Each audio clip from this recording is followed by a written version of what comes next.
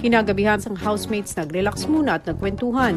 Anong gusto nyo? Anong gusto nyo pag-usapan tungkol sa yung topic First impression. Sige, first impression. Ako. Sige. Kesyo. Oh my God. Seryoso talaga. Seryoso, di ba? Seryoso ba talaga? Oo! Joke. Oo. Hirapan. Kumbaga parang lahat may Hindi ka na nga maka-joke. Mahirap ano ka pa. Nagjo-joke na nga, di ba? Bakit? Wala naman ko sa, sinasadya na, na maging seryoso. Hindi mo namamalaya. Hindi, ganito siya. Seryoso tsaka stick. Kay Kuya Tan, yun din masaya. Yung una talaga niyang bungad, yung ngiti niya. Hi, yung ngiti niya. Okay. Ako, nung pagpasok ko. Ano, madaldal. Kasi alam niya talaga yung mukha niya. Yung ngiti niya, nakagano'n sa atin. Tapos yung labi niya, sobra kasi.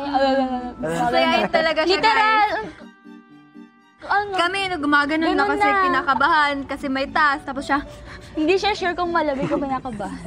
Yeah, si Mitch. Mababait. naman minsan na friendly. Kasi, gumaganon siya. Mukha ba friendly yan? Tagalog boy. Diba? Grabe ka talaga. Ay, diba? Oo, Hindi kasi chick boy. Grabe talaga kayo. Totoo yan. What? Chick boy ka. Hindi.